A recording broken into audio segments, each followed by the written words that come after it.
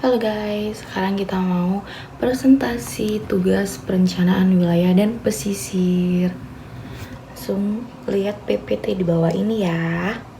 Yang pertama yaitu penanggulangan bencana pada konsep waterfront city. Nah, pada konsep waterfront city ini ada dua jenis bencana. Yang pertama yaitu event-based hazard dan yang kedua adalah gradual hazard. Jadi event-based hazard itu bencana yang terjadi secara seketika dan tiba-tiba seperti gempa bumi dan badai yang menghasilkan gelombang badai dan erosi. Lalu untuk gradual hazard merupakan bencana yang terjadi secara perlahan dan bertahap dari waktu ke waktu. Nah, contohnya ini pergerakan angin, gelombang, dan arus. Ini menyebabkan perubahan garis pantai, jadi semakin terkikis seperti itu. Nah, ada dua strategi nih untuk mencegah resiko kebencanaan pesisir, yaitu strategi site dan strategi REDGE. Nah, untuk strategi site ini strategi untuk mencegah kerusakan pada bangunan dan isi bangunan dengan cara mencegah masuknya air banjir atau membiarkan intrusi air namun tetap terdapat aksi untuk meminimalisir kerusakan. Lalu untuk strategi REDGE yaitu intervensi di dataran tinggi, garis pantai, atau di dalam air yang akan mempengaruhi bentangan garis pantai. Selain itu, ada beberapa mitigasi bencana pada waterfront city yang bisa dilakukan. Yang pertama yaitu membuat early warning system untuk curah hujan. Lalu yang kedua, stasiun monitoring untuk sungai. Yang ketiga, melakukan pembatasan bangunan 15 meter dari sungai. Nah, ini sebenarnya masih banyak ya yang melanggar aturan itu. Maksudnya ada yang dekat langsung dengan sungai, bantaran sungai itu sebenarnya tidak boleh ya. Jadi makanya itu untuk menanggulanginya ada mitigasi bencana yaitu melakukan pembatasan bangunan 15 meter dari sungai. Lalu yang keempat adalah regulasi untuk tidak membuang sampah maupun limbah ke dalam sungai. Dan yang kelima adalah regulasi pemerintah terhadap pihak yang terkait pada pengurangan lebar sungai pada saat pembangunan jembatan. Jadi kenapa sih mitigasi juga harus dilakukan di sungai? Karena sungai juga dari hulu ke hilir juga langsung berhubungan sama pantai seperti itu. Lalu yang tugas kedua ada konflik di pesisir pantai. Nah, ini saya ambil dari jurnal yang berjudul Dinamika Konflik Kepemilikan Lahan Masyarakat Pesisir. Studi kasusnya ada di Desa Rohomoni, Kecamatan Pulau Aruku, Kabupaten Maluku Tengah. Berharganya nilai lahan bagi masyarakat pesisir tidak jarang membuat banyak orang berpacu untuk mendominasi di suatu wilayah. Bahkan proses penguasaannya dilakukan berbagai cara. Di Desa Rohomoni itu sendiri telah terjadi dominasi penguasaan lahan dalam bentuk klaim pemilikan dan penguasaan untuk menuntut pengembalian lahan milik warga. Dinamika konflik lahan yang terjadi di Desa Rohomoni disebabkan oleh klaim kepemilikan lahan yang dilakukan secara sepihak. Konflik yang terjadi adalah konflik horizontal antara warga masyarakat.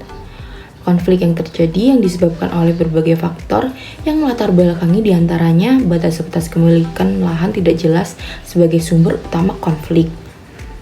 Faktor penyebab timbulnya konflik tersebut didasari pada kepemilikan yang berbeda dari masing-masing aktor.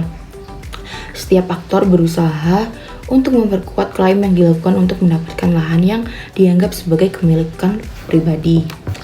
Dari konflik tersebut, perlu adanya sinergi antara pemerintah desa dengan masyarakat adat melalui pendekatan adat, dan perlu adanya penegakan hukum adat yang lebih ketat agar tidak semena-mena dalam penguasaan lahan. Dan untuk menertibkan lahan-lahan yang mengalami konflik kepemilikan serta menjadi media informasi bagi mahasiswa yang hendak melakukan penelitian lanjutan mengenai konflik-konflik lahan terutama di wilayah pesisir. Lalu untuk yang ketiga yaitu mengkritisi video Pantai Utara Jawa mengenai abrasi. Nah, pengikisan garis pantai oleh ombak atau secara ilmiah dikenal dengan istilah abrasi ini menjadi salah satu masalahnya loh.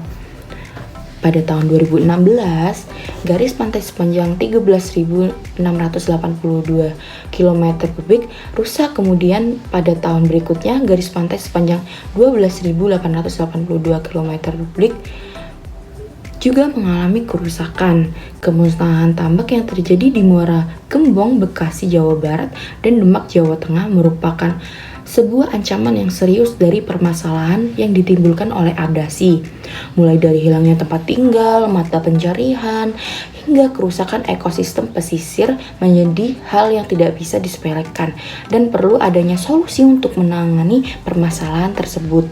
Faktor utama terjadinya abrasi selain faktor alam yaitu faktor manusia, seperti eksploitasi besar-besaran terhadap terumbu karang dan ikan. Selain itu, penambangan pasir menjadi penyebab terjadinya abrasi. Terjadinya abrasi pada satu titik biasanya diikuti dengan terjadinya akresi di wilayah terdekat dari tempat terjadinya abrasi. Pada kasus abrasi yang terjadi di pantai utara Jawa, tambak ikan maupun udang menjadi penyebab terjadinya perubahan topografi tanah di daerah pesisir.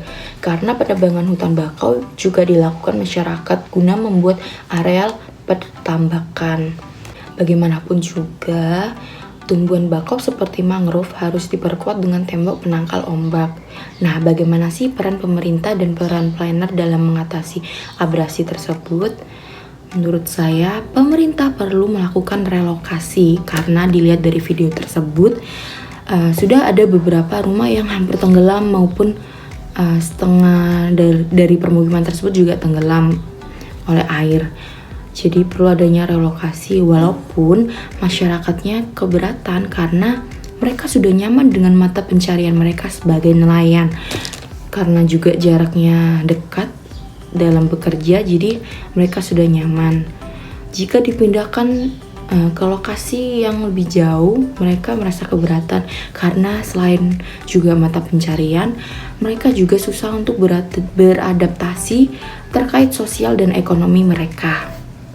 Selain itu, pemerintah perlu melakukan pembangunan alat pemecah gelombang atau ombak serta tanggul-tanggul di sekitar pantai yang terkena abrasi tersebut. Lalu membatasi adanya penambangan pasir, reklamasi pantai, penebangan hutan bakau untuk tambak.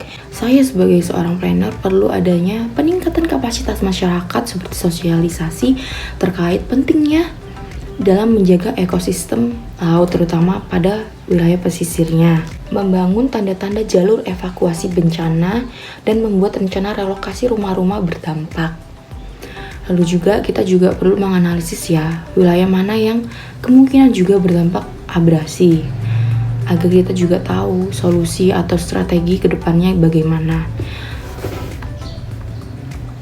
Jadi sekian presentasi dari saya terkait 3 tugas tersebut. Semoga bermanfaat dan mohon maaf bila ada salah kata maupun perbuatan. Dan sampai jumpa di next video. Bye.